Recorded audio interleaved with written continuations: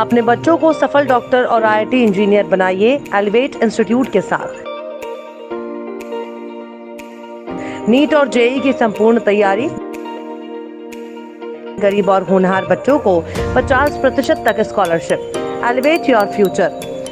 संपर्क कीजिए elevate institute, छोटा बाजार चौक, चंद्रपुर।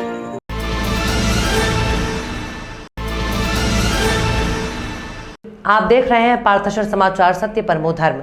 यूजीसी ने नेट दिसंबर 2021 और जून 2022 के लिए ऑनलाइन आवेदन पत्र जमा करने की समय सीमा आगे बढ़ा दी है।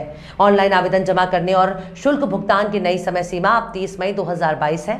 ये घोषणा यूजीसी के अध्यक्ष M जगदीश कुमार ने अपने ऑफिशियल ट्विटर अकाउंट के जरिए दी है। उन्होंने कहा कि यूजीसी नेट दिसंबर 2021 और जून 2022 के लिए उम्मीदवारों की विनती के आधार पर ऑनलाइन आवेदन पत्र जमा करने और शुल्क भुगतान करने की आखिरी तारीख 30 मई 2022 तक बढ़ाने का निर्णय लिया गया है।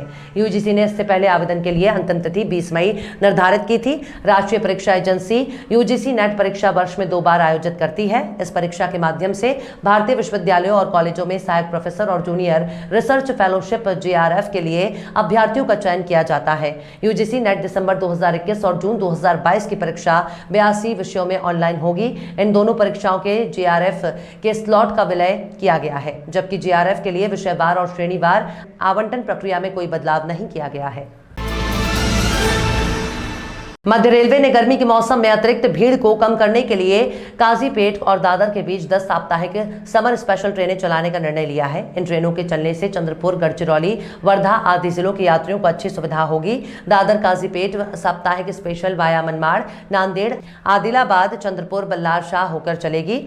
07-197 स्पेशल 28 मई से 25 जून तक प्रत्येक शनिवार को काजीपेट से सुबह 11:30 बजे प्रस्थान कर अगले दिन दोपहर 1:25 पर दादर पहुंचेगी।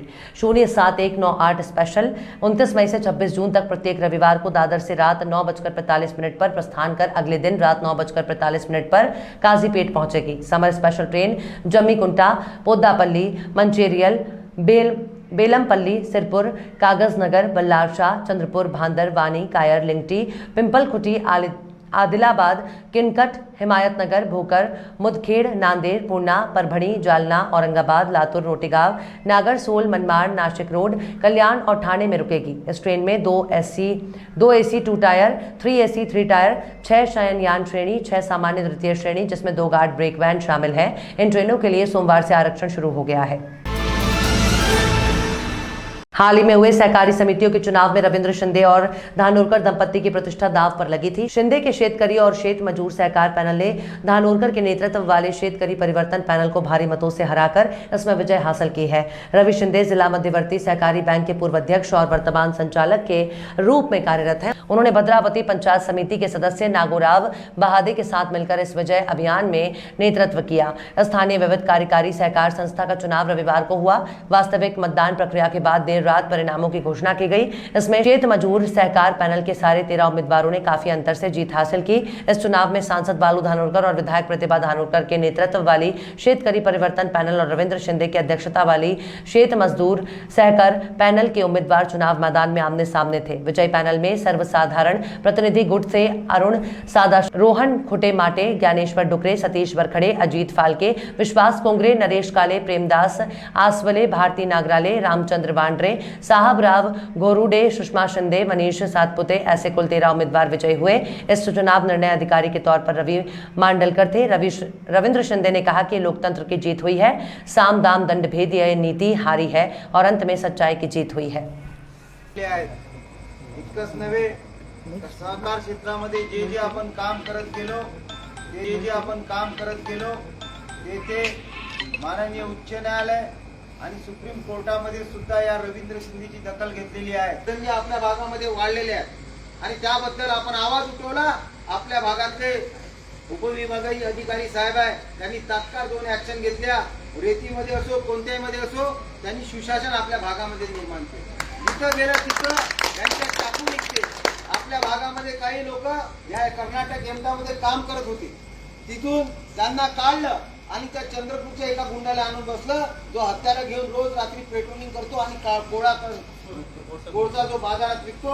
असे या चोर लतीफाचे धंदे आहे। मी 1 मेला सांगितलं होतं की याचे हे धंदे आता सर्व गुंडाळणार।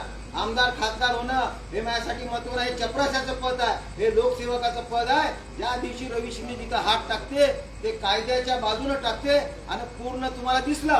कारण या निवडणुकीमध्ये माहित आहे तुम्हाला 5-5, 10,000 रुपये वाटण्यात आले.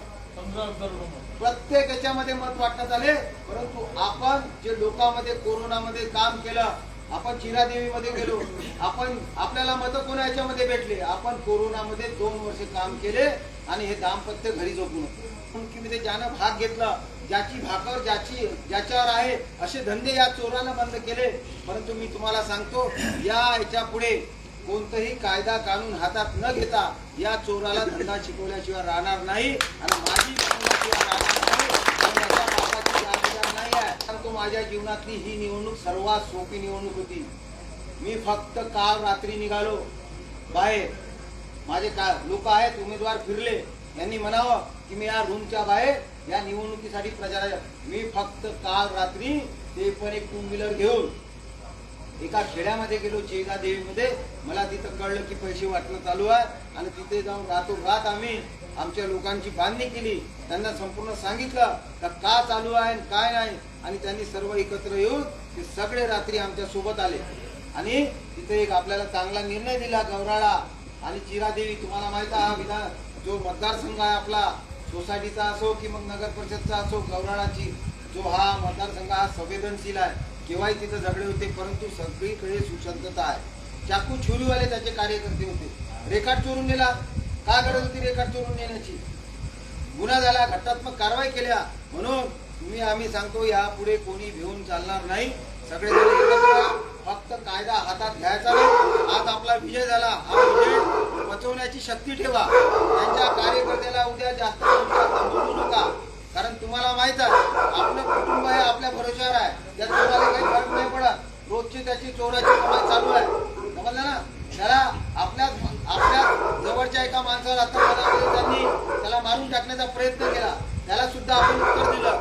अशा अनेक भानगडी केलेल्या आहे आणि त्याचे दिवस ईश्वरच संपवणार आहे. म्हणून संघटित व्हा आणि एकत्रित राहा.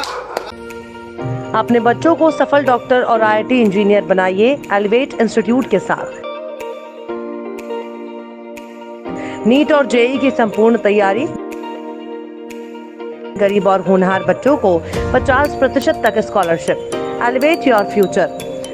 संपर्क कीजिए एलिवेट इंस्टीट्यूट, छोटा बाजार चौक, चंद्रपुर।